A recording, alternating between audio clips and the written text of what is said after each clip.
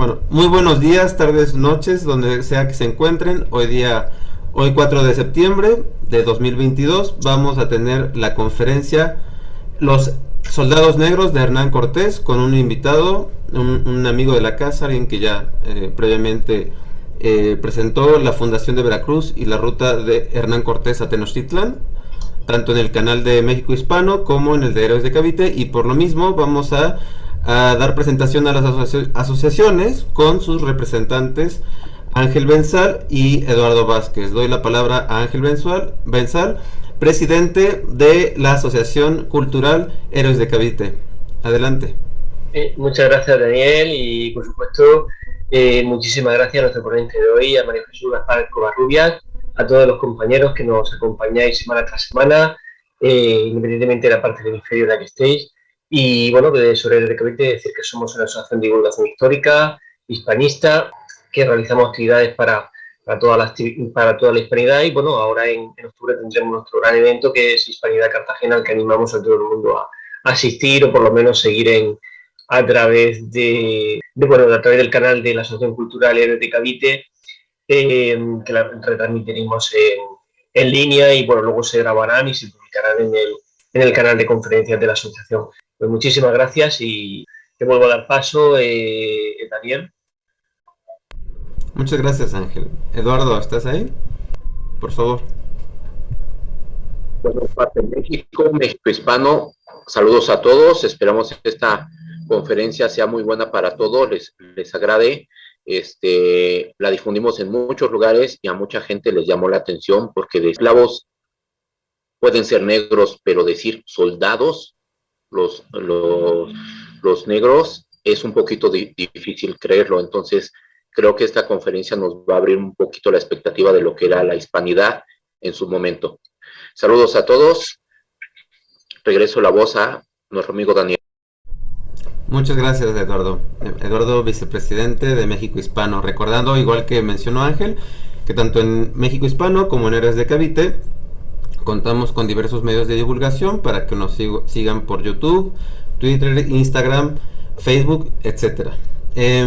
Voy a dar lectura del currículum de nuestro invitado, Mario Jesús Gaspar Covarrubias. Él es comunicólogo, licenciado en Ciencias de la Comunicación por parte de la Universidad Veracruzana y particularmente de la Facultad de Ciencias y Técnica de la Comunicación. Posee formación técnica en informática, así como la licenciatura en Artes Plásticas por parte de la Escuela Municipal de Bellas Artes de Veracruz. Director del equipo de exploración y estudio del Camino Real Veracruz, México, y del proyecto Ruta de Cortés. Fotógrafo profesional, explorador de campo, investigador independiente en las áreas de fortificaciones, caminos reales, numismática, arquitectura, ingeniería antigua, puentes, acueductos, haciendas de Santa Ana, placas conmemorativas e historia militar. Desde 2006, profesor de historia, computación, diseño gráfico, geografía y pintura. Conferencista, articulista y divulgador en prensa, medios electrónicos, radio y televisión. Es un amigo de la casa, es alguien que tenemos la oportunidad y el gusto de tenerlo el día de hoy por ser un infatigable investigador y divulgador. Siempre es un gusto y un honor contar con sus palabras, con su presencia. Adelante, amigo María Jesús. Muchas gracias, mis queridos amigos. Pues sí, efectivamente como menciona nuestro amigo de la Ciudad de México, el tema de los soldados negros de Cortés es bastante polémico, porque no cuadra con la imagen tradicional que tenemos de los conquistadores y muchísimo menos de lo que aquí en México le llaman la negritud. Sin embargo, como les voy a mostrar en esa conferencia, el tema de los negros en relación con España no tiene su origen en el siglo XVI, sino es algo que se remonta prácticamente al inicio de la civilización en Mesopotamia. Y por lo tanto, como vamos a ir reconociendo paso a paso, muchos de los elementos que permitieron que Hernán Cortés pudiera traer negros armados y que se les pudiese llamar soldados y conquistadores, no fueron elementos nuevos, sino elementos que se remontaban a miles de años, a más de 2000 años en el pasado, y es preciso conocer esta parte. ¿Por qué? Porque sin eso no podemos combatir la leyenda negra, la cual, por ejemplo, aquí en el estado de Veracruz, en México, se ensaña bastante con los españoles, porque le dicen a la gente, es que todo lo malo lo trajeron ellos inventaron la esclavitud, ellos inventaron esto y el otro, pero cuando uno investiga la historia, se va yendo uno más y más y más y más atrás en el pasado, y termina uno dándose cuenta que la leyenda negra, si acaso tuviese algo de verdad, tendría que aplicarse no solamente a España, Francia, Inglaterra, Alemania, los sumerios, los egipcios, los mismos israelitas. Entonces es un tema bastante polémico, y lo que voy a mostrarles el día de hoy de una manera sencilla, que espero que me puedan comprender bien, para ir viendo todos los elementos. Y mi conferencia la he dividido en dos partes. La primera, que son los antecedentes del asunto de la esclavitud. Es un tema muy, pero muy complejo. Muy complejo. Y una vez que terminemos eso, pasamos al tema, ahora sí, propiamente de los soldados de Cortés, agregando a los dos más conocidos y también a otros conquistadores de raza negra que se desempeñaron a lo largo de todo el continente americano. Les puedo adelantar que no fueron ni 2, ni 5, ni 10, ni 100, fueron cientos de conquistadores de raza negra. Por lo tanto, si hablamos de conquista, la conquista es tripartita. Fue hispana, fue indígena y también fue africana. Solamente nos faltaron los hermanos asiáticos, y aún así hay teorías. Hay teorías de que pudieron haber llegado poquito antes que Cristóbal Colón al continente americano. Muy bien. Les voy a compartir una presentación en PowerPoint que preparé para el día de hoy. Bueno, pues comenzamos. Los soldados negros de Hernán Cortés. Pues, mis estimados amigos, como les había comentado, dice, y en las civilizaciones de la antigüedad existía el comercio de mano de obra esclava que se puede constatar desde la antigua Mesopotamia, Egipto, Grecia, Roma, o los imperios mexica e inca en América. Bueno, ¿por qué abro mi exposición con este pequeño texto? Bueno, porque precisamente uno de los elementos que maneja la leyenda negra, al menos aquí en México, es de que la esclavitud, como institución deplorable, reprobable y demás, la inventó España. Y eso es una soberana mentira. ¿Por qué? Porque la práctica del hombre de someter al hombre y forzarlo a trabajar para el vencedor, no lo inventó España. Es algo que se viene dando prácticamente desde hace más de 5000 años. Y, por desgracia, muchas veces la falta de una buena cultura histórica en las escuelas, en el cine, pues fomenta esta falsa idea. Y pongo como ejemplo lo que vemos en la parte de abajo. Ficción. Estamos viendo una escena de la película 300, que tuvo mucho éxito en el cine, pero que en realidad está basada en un cómic, y ese cómic pues sigue la tendencia de los superhéroes de hacer una gran epopeya, lo cual para fines de entretenimiento está muy bien. El problema es cuando hay personas con un escaso conocimiento que piensan que esto fue hecho en base a algo que efectivamente sucedió, lo cual no es cierto. Y por eso vemos la imagen de la derecha que dice historia. ¿Cuál es la gran diferencia? Bueno, pues de que los espartanos, muy al contrario de lo que dice la película y otras más, pues Esparta no era una sociedad de hombres dedicados a la libertad. ¿Por qué? Porque al igual que pasaba con México, cuando llega Hernán Cortés, pues no existía una Grecia unificada, como no existía una Mesoamérica unificada. Y por lo tanto, ¿qué lo que tenemos? Pues dos sociedades muy semejantes, tanto los espartanos como los mexicas. ¿En qué se parecen? Que son militaristas, que tienen esclavos y que tienen una élite guerrera cuya principal función es la guerra. Pero para que una sociedad se dedique exclusivamente a las artes militares, tiene que haber una parte de la misma sociedad que se dedica a la agricultura y a todas las demás funciones que son obligatorias para sostener la vida. De otra manera es imposible.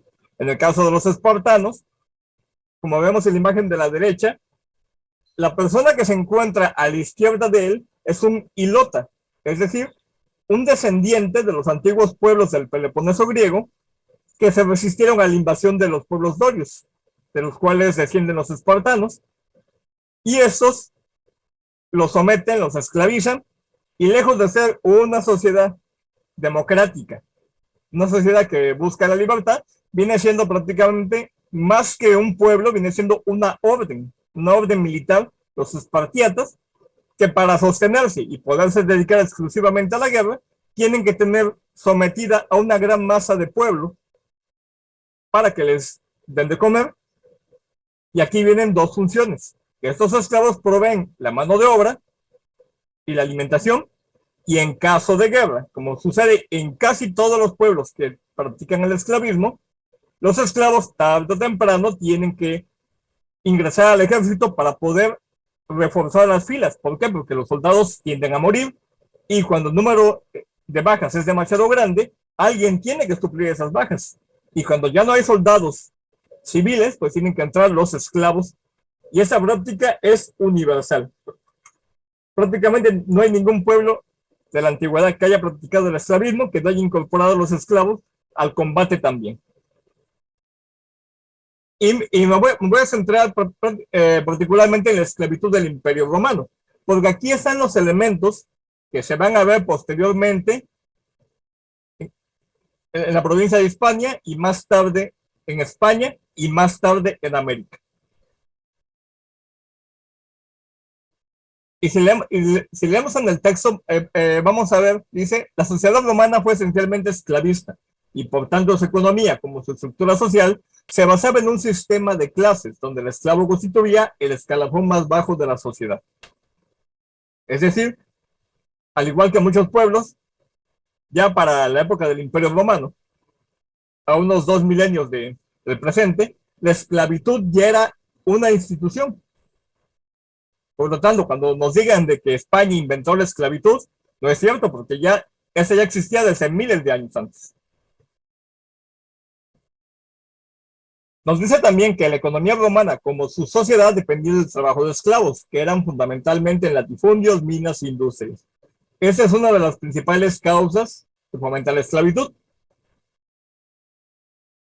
Ahora, en referencia a un tema que debatimos esta semana en México Hispano, acerca de un escritor español que mencionaba que en Cuba, a finales del siglo XIX, los esclavistas o los españoles que tenían esclavos criaban granjas de negras para seguir fabricando esclavos a través de embarazarlas. Le comentaba yo al compañero de que al menos en mi opinión me pareció una exageración. ¿Por qué? Bueno, porque eso se da también a nivel universal en casi todos los pueblos que practican el esclavismo. Al principio, los esclavos provienen de la captura por la guerra. Luego vienen dentro de su misma sociedad. ¿Por qué? Porque todas las sociedades, por mucho que se esfuercen, tienden a tener grandes diferencias sociales y de clases. Siempre hay alguien que gana más, siempre hay alguien que gana menos, siempre hay alguien al que le cargan más la mano, y siempre hay alguien que procura que a los demás se les siga cargando más la mano. Por lo tanto, esas diferencias producen que en casos extremos, y lo vimos también aquí en Mesoamérica con los mexicas, que en tiempos de hambruna, la gente del pueblo se vendía a la casta militar mexica para obtener alimentos. Y lo mismo sucedió en Europa también. En casos extremos de crisis social, los mismos ciudadanos pasan a ser parte de la clase de esclavos. Y también, de manera económica, para quienes compran esclavos, pasadas unas generaciones les resulta más económico mantener a esclavos que nacen en la misma casa, en la misma propiedad, que seguir comprándolos. ¿Por qué? Porque no es solamente comprar al esclavo, sino también hay que educarlo, hay que alimentarlo, y sobre todo, hay que estar alerta con él de que no se quiere escapar. Y una de las maneras más seguras es que el esclavo nazca dentro de la propiedad, como parte de la familia, se integre a la familia de este niño y crezca apegado a la familia, de tal manera que el ansia de libertad se vea cada vez más reducida, o bien se crean lazos fraternales, con lo cual el esclavo ya no ve tan desventajosa su condición. Ahora, dentro del Imperio Romano, pues, ¿qué tenemos con la esclavitud? Los esclavos eran vendidos en subasta pública o a veces en las tiendas o por venta privada. Es decir, la subasta de esclavos que tanto enoja a los indigenistas y a los defensores de los afrodescendientes, no le inventó España. Esa práctica ya venía de miles de años atrás. Número 2, los esclavos estaban expuestos en soportes rotativos para ser mejor observados. Esto también ya existía desde miles de años antes. Número 3, los precios variaban con la edad y la calidad, así como los niños esclavos eran más baratos que los adultos. Esta práctica, que se vio mucho en Hispanoamérica, también ya tenía miles de años de estar funcionando. Y prácticamente es, más que de nivel cultural, es una práctica de sentido común. Es decir, una especie de control de calidad respecto a lo que uno está comprando, que en este caso estamos hablando de seres humanos. Muy bien. La vida del esclavo.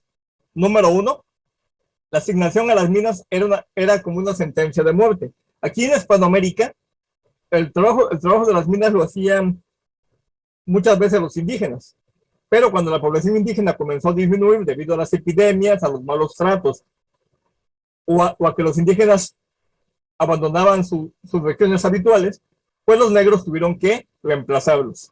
Y sí, efectivamente, con la tecnología que había todavía hasta hace siglo y medio, trabajar en las minas con condiciones de higiene muy lamentables, podemos decir que era prácticamente una condena de muerte.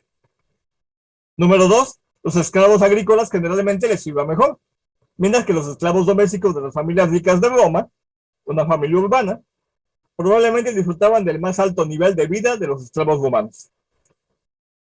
¿Sí? Este punto es muy importante porque se refiere precisamente a los 3 tipos de negros que vamos a ver en el siglo XVI.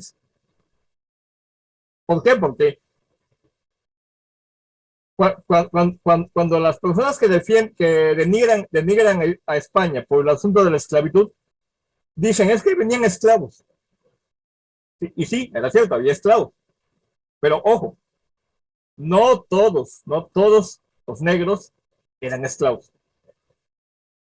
¿Por qué? Porque la misma sociedad hispana había evolucionado más allá de los cánones romanos, y como pasa inevitablemente con el transcurso de los siglos, las prácticas van cambiando.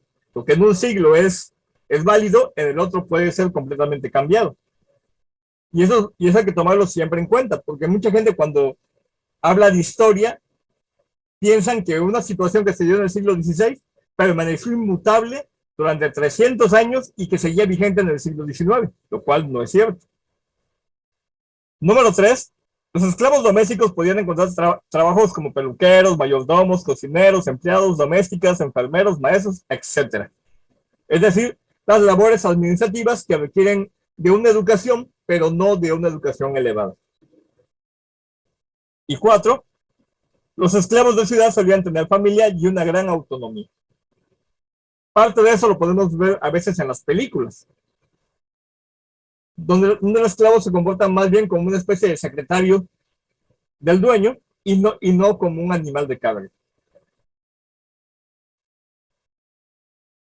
Ahora, los esclavos en el Imperio Romano, ¿cómo podían lograr su libertad? Este punto también es muy importante porque esas prácticas las vamos a ver también 2000 años después en Hispanoamérica. 1, a través de su propia muerte. 2, con la muerte de su amo, en su testamento solían liberar a sus esclavos. Esa práctica, la del punto número 2, se multiplicó en Hispanoamérica gracias a la implantación del cristianismo. Precisamente la evangelización hizo que para el siglo XVII o XVIII, muchos católicos de familias que tenían esclavos pusieran en los testamentos que al morir yo, liberen a mis esclavos como un acto de expiación, de piedad o de misericordia cristiana. 3, comprando su libertad. Este punto también es muy importante porque también existe la creencia de que el esclavo negro llegaba y que no tenía absolutamente ningún derecho, absolutamente nada que le permitiese emanciparse, lo cual no era cierto.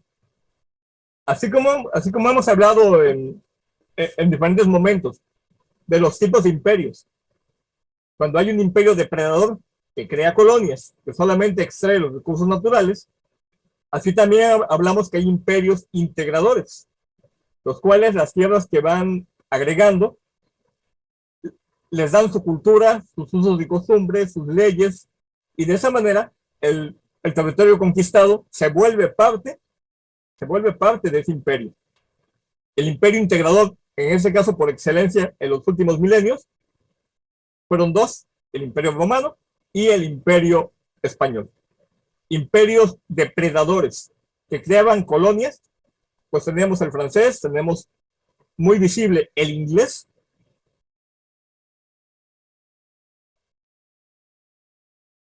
Número 3, comprando su libertad. Número 4, por declaración ante un magistrado. Contrariamente a lo que dice la leyenda negra en el aspecto de los africanos, sí había leyes que castigaban a los amos que abusaban de su autoridad y de su violencia para lastimar a los esclavos. ¿Por qué? Porque aquí, además de una parte de compasión religiosa, también tenemos el aspecto económico y el aspecto político. ¿Por qué? Porque si se tensa demasiado la cuerda del maltrato, pues la población maltratada tiende a rebelarse con todos los desastres que eso conlleva.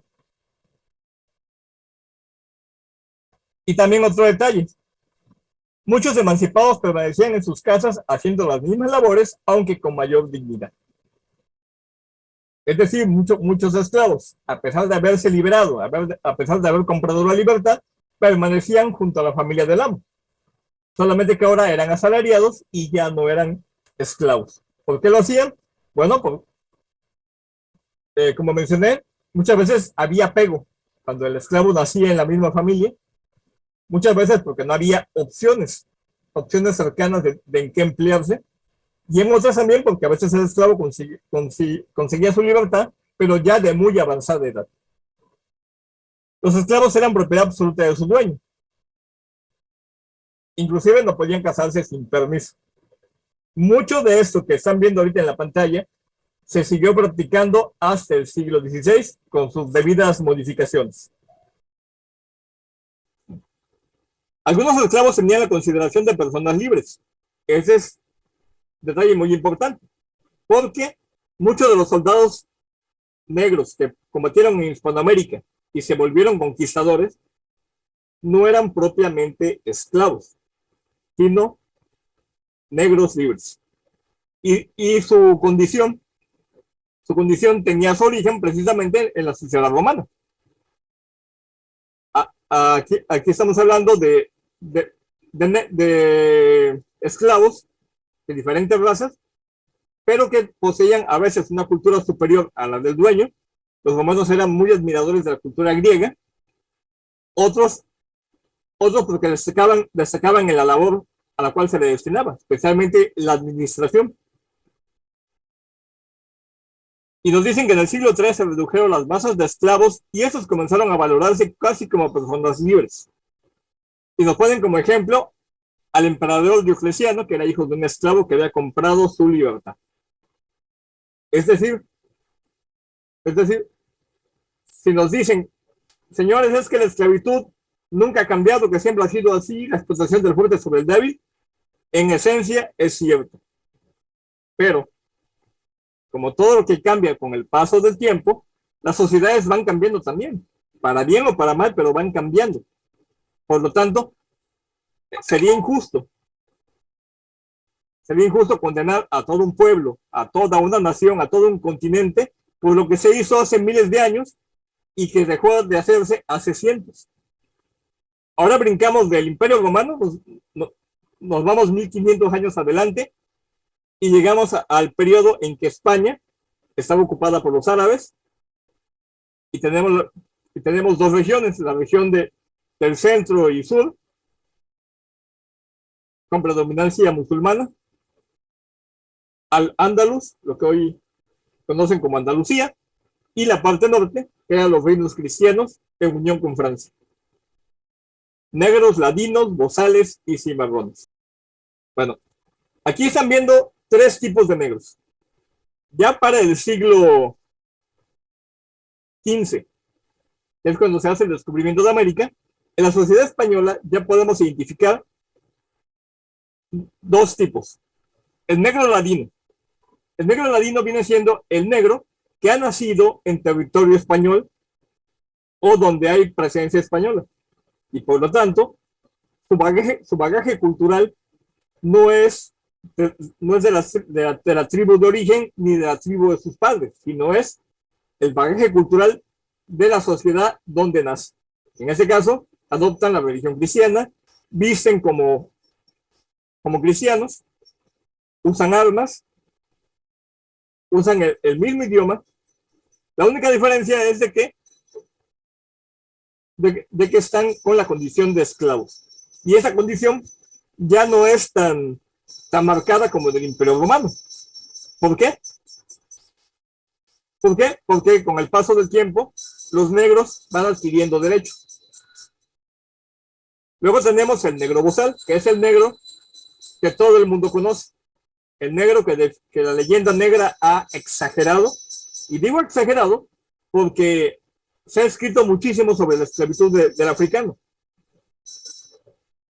En la actualidad aquí en México se le reclaman derechos especiales a los afrodescendientes, pero al igual que los indígenas, simplemente se le piden derechos sobre el papel, porque sobre la práctica, tanto los indígenas como los afrodescendientes apenas si son visibles y realmente no se preocupan por ellos. Bien, el negro bozal, a diferencia del ladino, pues es el negro que tiene que ser capturado, transportado y vendido para servir como mano de obra. Y finalmente tenemos el negro cimarrón. Este es el negro heroico aquí en Hispanoamérica. ¿Por qué? Porque son los negros que escaparon de las haciendas, de los ingenios, de los obrajes, se fueron al monte y finalmente se establecieron en pequeñas comunidades, los llamados palenques. Y el que estoy mostrando en la imagen, a la derecha, es la estatua del negro Yanga, muy conocido en todo México porque se le atribuye de una manera equivocada, se le atribuyen que fue el primer libertador de América. ¿Y por qué digo equivocado? Porque nuestro amigo, el negro Yanga, no fue libertador de nadie. Para que podamos entender este detalle, que es muy importante porque mucha gente se confunde. El negro Yanga inició una rebelión contra los europeos en la zona de Córdoba y Orizaba en 1590. Para entonces, este personaje, del que se dice que era rey en una tribu de África, ya era de avanzada edad y comandaba un grupo de esclavos fugados. Y fue tanto el dolor de cabeza que le dio la autoridad virreinal que esos terminaron fundando en 1618 la ciudad de Córdoba para vigilar el camino real que era víctima de esos ataques, y finalmente hicieron un acuerdo con ese grupo de cimarrones, ya que quedaron en un empate.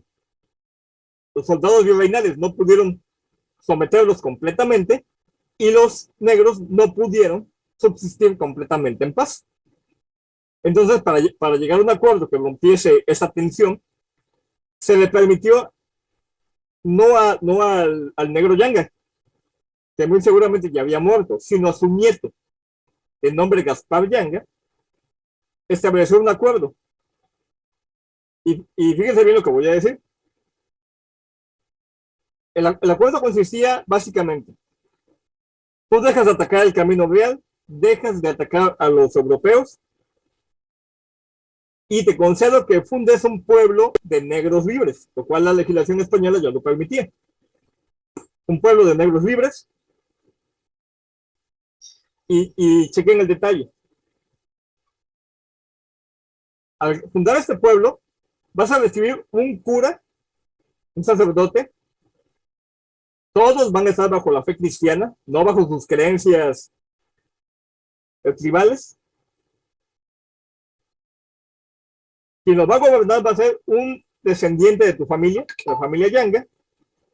Y si llegaran a llegar al pueblo esclavos fugados, me los tienes que devolver. Porque si no, se va a considerar como un acto de guerra y el acuerdo se rompe. Y por lo tanto, el ejército virreinal se va a ver obligado a atacarte nuevamente y destruirte.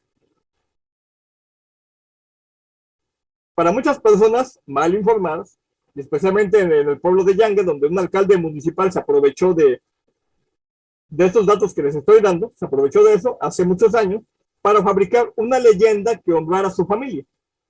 Dijo que era descendiente directo de Yanga e inventó esta fábula, porque en la realidad los cimarrones del negro Yanga no consiguieron independencia ni autonomía. Lo único que consiguieron fue, como ya existía en otros lugares de la Nueva España, fundar un pueblo de negros libres, con la única diferencia de que ya no iban a tener que llevar la condición de esclavos, pero estaban obligados a integrarse a la sociedad novohispana. Por lo tanto, ni hay tal independencia, ni hay tal autonomía, ni hay tal heroísmo. Y ahora sí, llegamos a 1492, el primer africano en América. Y hablamos del primer africano registrado, es decir, que hay escritos que constatan su existencia. ¿De quién estamos hablando? Pues de un joven llamado Juan Moreno o Juan Prieto. Y hasta donde tenemos los datos, él venía en la primera expedición de Cristóbal Colón y era su sirviente.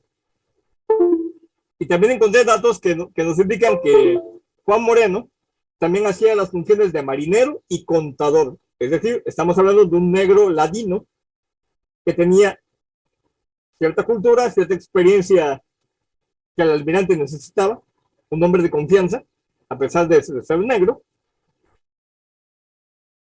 Y encontré también un dato interesante, que el capitán de una de las naves de Cristóbal Colón en el segundo viaje era un hombre de raza negra. Por tanto, estamos hablando del primer tipo de negros, el negro ladino que crece por los usos y costumbres de la península ibérica.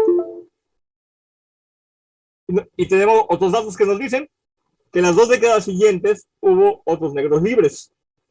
De hecho, la corona española estaba muy interesada que los africanos que llegaran a América fueran ladinos. ¿Por qué? Porque ya tenían suficientes problemas con los colonos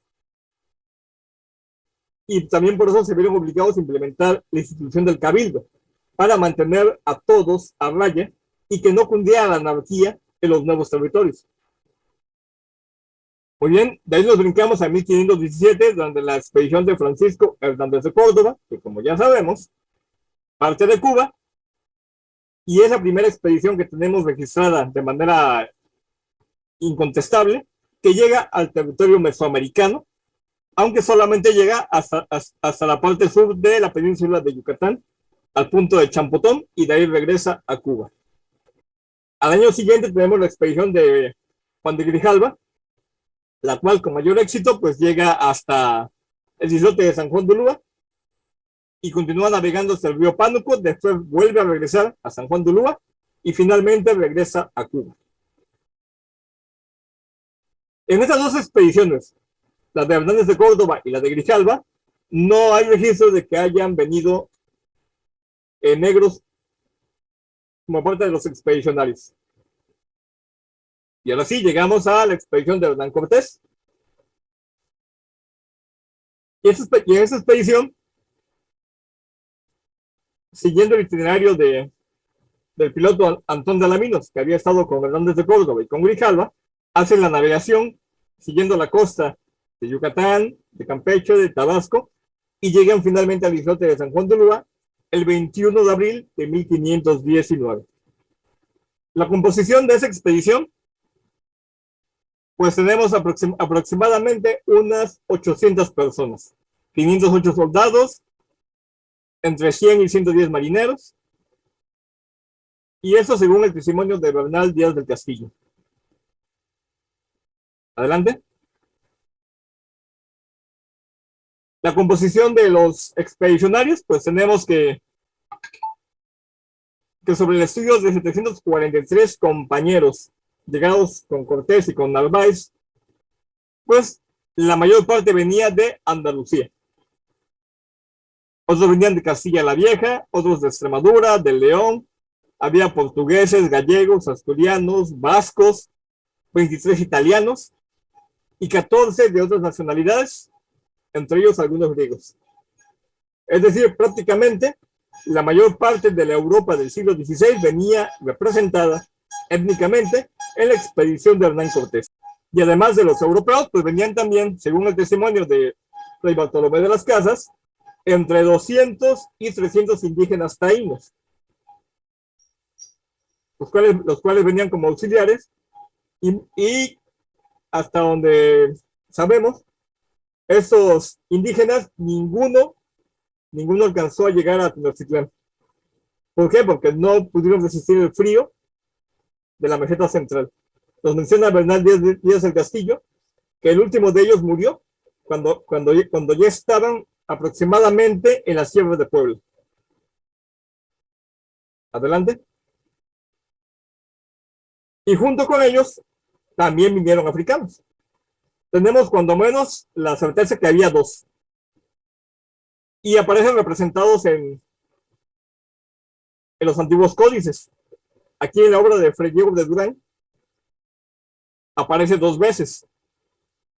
Un negro africano que sigue a Cortés con una lanza y un negro africano que lleva la lanza y que además sujeta a su caballo. Algunos historiadores e investigadores de este tema suponen que el negro que está representado es Juan Gabriel, quien era sirviente de Cortés. Adelante. Y ahora sí llegamos a los soldados negros. El término soldados, pues, se aplica por costumbre, porque ya sabemos que el ejército español no fue el que hizo la conquista, sino esa fue una empresa de particulares. Por lo tanto, más que soldados, el término correcto sería expedicionarios o compañeros.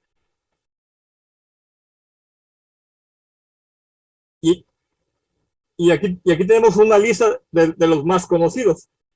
Esa lista la tomé de un libro muy interesante que nuestro compañero historiador de España, de apellido Oña, me facilitó esa semana.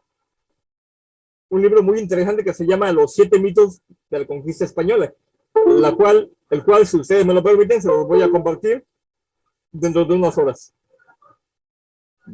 Aquí tenemos a Juan Garrido, Sebastián Toral, Pedro Fulupo y muchos más. Y vamos a conocerlos, a los principales de ellos. Adelante. Bueno, el primero de ellos, Juan Valiente. Aquí el estudio de los soldados negros se nos dificulta bastante por dos motivos. La primera, porque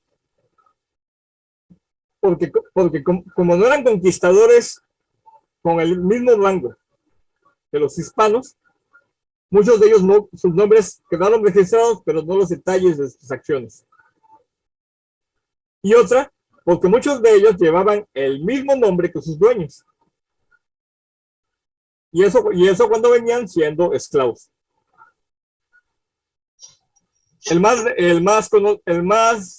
vamos a llamarlo así, cuya vida fue más activa, más variada. Juan Valiente, quien llevaba el apellido de Alonso Valiente, un hacendado de Puebla, que fue compañero de Cortés. Y lo que sabemos de este hombre es de que llegó a ascender militarmente, llegó a ser capitán. Y además destaca un detalle.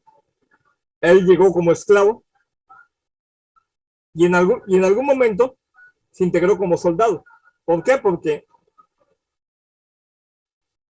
la expedición de Cortés, como fue perdiendo hombres, y al igual que hacían los romanos, como hacían los espartanos y otros pueblos, tuvo que integrar a los negros como soldados también, como combatientes, lo cual generó que adquirieran alguna importancia social y también derechos. De tal forma que muchos de ellos combatían no solamente porque servían o acompañaban a los amos, también servían porque veían la posibilidad de progresar socialmente, de comprar su libertad o de acumular riqueza cuando ya eran libres. En el caso de Juan Valiente destaca el hecho de que se separó de su amo y le pidió un tiempo para viajar, para participar en otras expediciones, juntar dinero y con ese dinero comprar su libertad, con lo cual volvería al lado de él. Quienes estamos acostumbrados a viajar mucho en nuestro país o en el continente, pues conociendo cómo era de difícil la comunicación en el siglo XVI, pues se pensaría que era un sinsentido, porque los esclavos costaban bastante dinero. Inicialmente, cuando Cortés llega, así como solamente llegan 16 caballos, nada más llegan 2 o 3 esclavos, porque como dice Bernal Díaz del Castillo, valían a peso de oro. Es decir, había tan pocos, o su disponibilidad era tan costosa, que muy poca gente podía permitirse el lujo de tener uno. Y en el caso de Juan Valiente, pues se integró con Alvarado, se quedó en Perú, logró ascender, logró casarse, acumuló cierto capital, le mandó a avisar a su dueño que ya podía pagar por su libertad, pero lo estafaron. Y finalmente terminó muriendo junto a Pedro Juan de Valdivia en la batalla de Tucapel. Adelante. Bueno, y aquí tenemos a la estrella de la lista, el famoso Juan Garrido, del cual algunos historiadores piensan que es la persona que está representada en el Códice de Azcatitlán, que es el que vemos aquí a la izquierda, y su vida ha sido muy investigada. ¿Por qué? Porque era sirviente del propio Hernán Cortés y porque dentro del reino de la Nueva España tuvo una vida bélica muy, pero muy activa. Aparte, había nacido en África, fue vendido como esclavo a los portugueses, después vivió en Sevilla y fue en Europa donde adquirió su libertad. Es decir, pasó de ser negro bozal a negro ladino. Luego acompañó a su primer dueño, un tal Pedro Garrido, el cual tomó el apellido. Participó en Puerto Rico y en Cuba, en el descubrimiento de la Florida. Luego se integra con Hernán Cortés en 1519. Participa en la conquista de Tenochtitlán, en la de Michoacán. Para 1525 regresa a la Ciudad de México. Para 1533 Juan Garrido reside en México. Luego en la siguiente década participa junto con Cortés en la Operación de Baja California.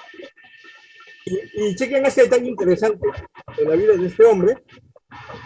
Responsable y copropietario de un batallón de esclavos negros e indígenas, encargado de explotar las minas. Este es un detalle que muchas veces molesta a los que han hecho de la negritud una causa política, porque dicen, ¿cómo es posible que un negro sea dueño de los dos negros? ¿Cómo se explica eso? Bueno, debemos recordar, para comenzar, que no tenemos un tipo de negro, tenemos tres tipos: el ladino, el bozal y el cimarrón.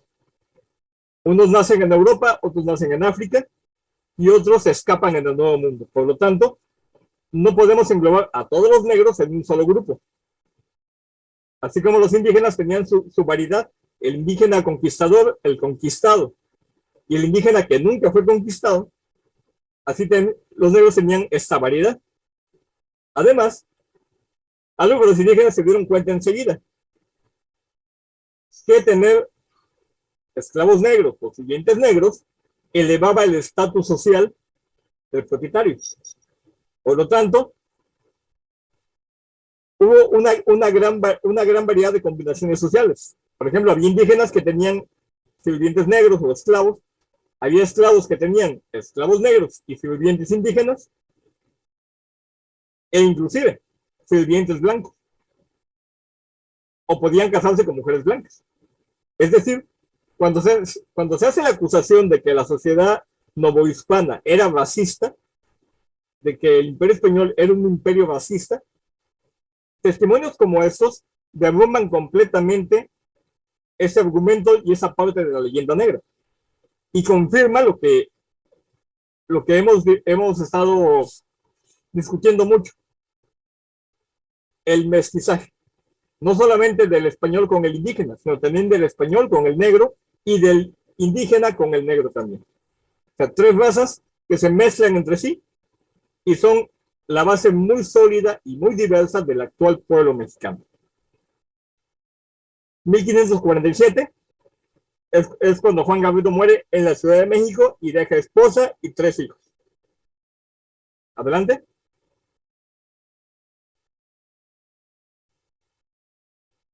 En el caso de Juan Gabriel, destaca porque además de su trayectoria bélica, también porque en 1538 le escribió al rey de España reclamando ayuda. Y al igual que hicieron muchos conquistadores de raza blanca, Juan Gabriel expone que él le ha prestado servicios a la corona. Es decir, él aunque es negro, aunque nació en África, aunque fue vendido, él se considera como un súbdito más del imperio español, con iguales derechos que los demás. Y si leemos la carta, dice: yo, Juan Gabriel, de color negro, vecino de esta ciudad, México, comparezco ante vuestra misericordia y declaro que estoy en necesidad de dar prueba a perpetuidad del rey un informe de cómo servía vuestra majestad en la conquista y pacificación de esta Nueva España, desde que entró en ella el Marqués del Valle, o sea, Hernán Cortés, y en su compañía estuve presente en todas las invasiones y conquistas y pacificaciones que se hicieron, siempre con dicho marqués, todo lo cual hice a mis expensas, sin que me dieran salario, ni repartimiento de indios, ni ninguna otra cosa. Como soy casado y vecino de esta ciudad, donde siempre he vivido y también iba con el Marqués del Valle a descubrir las islas que están en aquella parte de la Mar del Sur, Océano Pacífico, donde había mucha hambre y privación, y también como fui a descubrir y pacificar las islas de San Juan de Buriquén de Puerto Rico, y también como fui en la pacificación de conquista de la isla de Cuba, con el adelantado Diego Velázquez. De todas estas maneras, durante 30 años he servido y sigo sirviendo a vuestra majestad. Por esas razones, arriba expuestas, pido vuestra misericordia, y también porque yo fui el primero que tuvo la inspiración de sembrar aquí en la Nueva España, y a ver si tardaba, por razón de lo cual, por haber hecho esa experiencia, vino gran bien a esta tierra, hice eso y experimenté a mi costa. Esta carta, mis estimados amigos, viene siendo la reclamación negra de la reclamación blanca que Hernán Cortés le hizo en los años siguientes al rey Carlos I. Hernán Cortés también le mandó una carta con términos casi igualitos, donde él decía, es que yo hice por la corona esto, todo salió de mi bolsillo, sacrifiqué mi salud, sacrifiqué mis bienes, mi paz, y no puedo pasar una vejez tranquila. ¿Por qué? Porque aparte la corona no me resuelve mis juicios y me tiene siempre olvidado. Tanto Juan Gabriel como conquistador negro, como Hernán Cortés como conquistador blanco, los dos súbditos de la corona le están reclamando al rey los servicios prestados. Y lo están diciendo tal y como es, que salió de su dinero, de su hacienda, y en el caso de Juan Gabriel dice, no he recibido nada porque arriesgué mucho, pero no me dieron nada. Entonces, ¿qué nos está indicando este documento?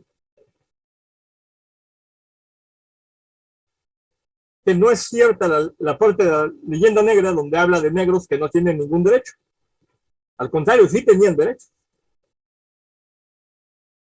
De otra manera, Juan Gabriel jamás podría haber escrito esa carta y jamás podría haber sido archivado. Adelante. Juan Beltrán. Este conquistador negro se desempeñó en Chile. Fue parte de la fundación de la ciudad de Villarrica. También fue capitán y se le premió con una encomienda de 500 indios. También dirigía incursiones victoriosas, las llamadas racias, y al final murió luchando con los araucanos. Bien. En el caso de Juan Beltrán, lo que tenemos es un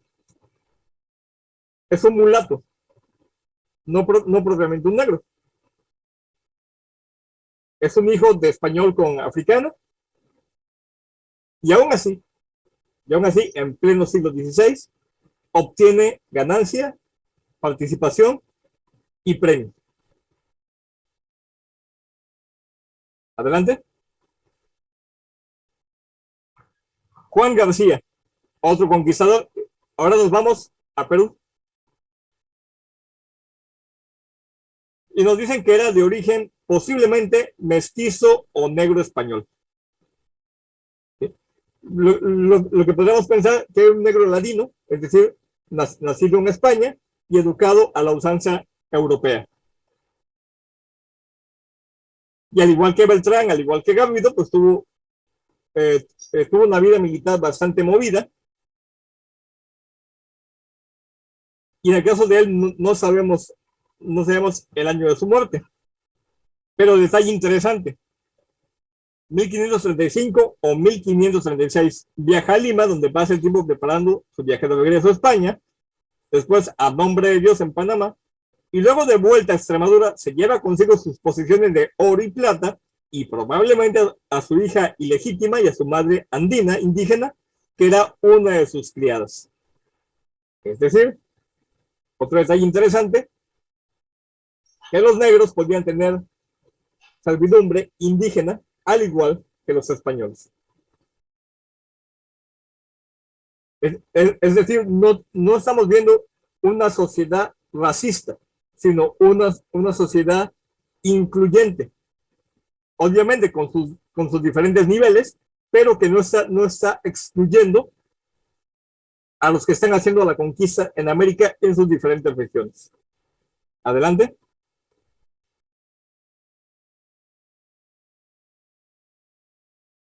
Otros combatientes destacados. Bueno, tenemos a Juan Bardeles. Este combatió en Panamá y en Honduras, y donde él testifica que recibió 50 heridas de flecha. No digo 100 heridas de flecha. Consiguió una pensión concedida por el propio rey y participó en la exploración de Yucatán. Es decir, un esclavo africano que consiguió su libertad y además fue pensionado por la propia corona. Antonio Pérez, participó en Venezuela y logró el grado de capitán. Miguel Luis estuvo también en Perú, en Cajamarca, y obtuvo parte del botín que le arrancaron a los incas de Atahualpa. Gómez de León, ese recibió una encomienda en Chile. Adelante. Muy bien. Esta conferencia que les estoy dando, mis queridos amigos, la expuse en 2019, en ocasión de los 500 años de la llegada de Cortés, y me la pidieron para el pueblo afrodescendiente de Coyolillo, en el municipio de Actopan, que se encuentra al norte de la ciudad de Jalapa, la capital del estado de Veracruz, en México. Ese pueblo de afrodescendientes se ha hecho muy famoso porque a partir del año 2000 comenzaron a hacer funcionar un carnaval que se parece mucho al de Veracruz y que atrae a mucha gente. El carnaval de 2019 pues, fue muy concurrido porque coincidía con la celebración de los 500 años de la llegada de Cortés. Y cuando di esta conferencia, pues inicialmente a la gente que fue, pues como que no le interesaba.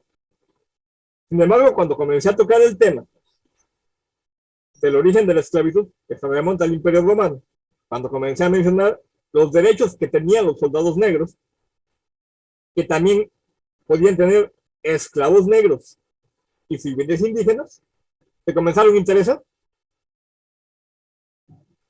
Y una persona me hizo esa pregunta. Dice, licenciado, ¿usted me podría explicar cómo era posible que, teniendo enemigo en común, los indígenas y los negros no se hayan unido para expulsar a los españoles? Pero yo lo que le dije, bueno, recapitulando varias partes de la conferencia, pues recordemos que los negros pues vienen acompañando a los españoles. Es decir, ellos no tienen una causa que los mueva a aliarse con los indígenas. Y más cuando muchos de ellos pues ya vienen educados a la usanza española. Otra, los indígenas cuando conocen a los primeros negros, pues lo reciben como una novedad. Y durante un pequeño tiempo los consideran como una especie de pequeños dioses. Ellos en el idioma náhuatl les llamaban los dioses sucios, porque su color se asemejaba al que tenían algunas representaciones del dios Tezcatlipoca. Pero fuera de eso, los indígenas se dieron rápidamente cuenta que los negros no tenían el mismo estatus social que los españoles blancos, pero que además eran sus auxiliares. Por lo tanto, no podían contar con ellos para una abierta rebelión.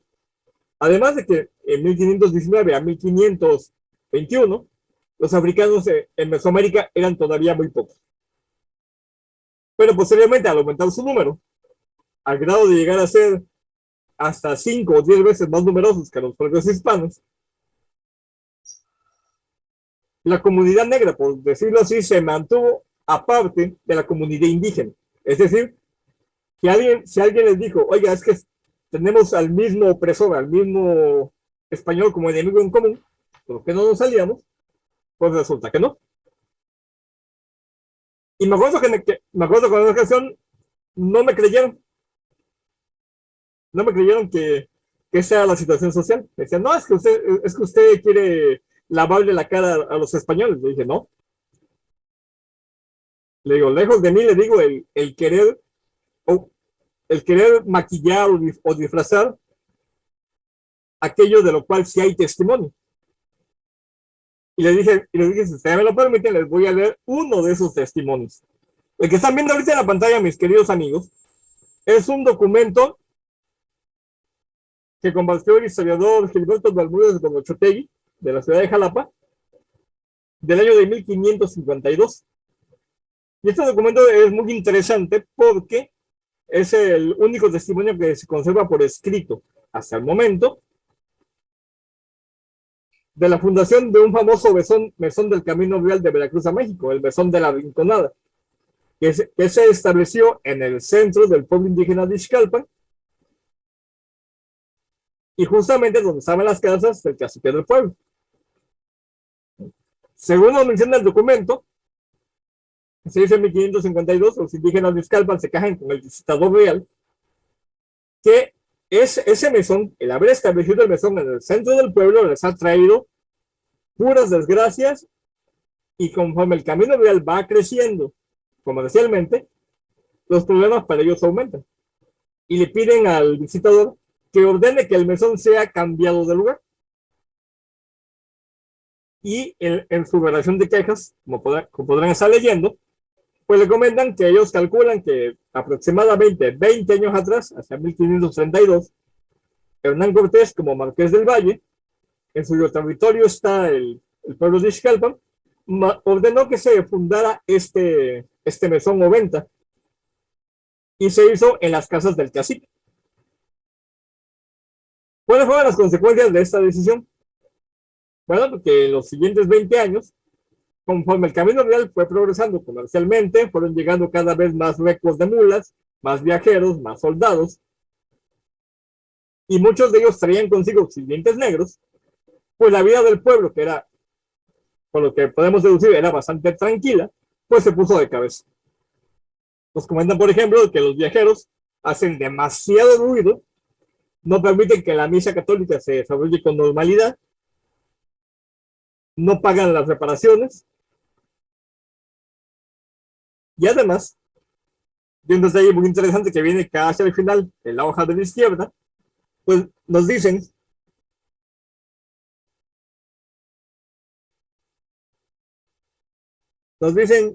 y además de lo dicho, han recibido de los arrieros y sus negros y criados muchas vejaciones, fuerzas, agravios y malos tratamientos, porque entran a las casas de los más iguales y principales y a los que han forzado sus mujeres e hijos e hijas y tomado y llevado maíz y gallinas y otras cosas.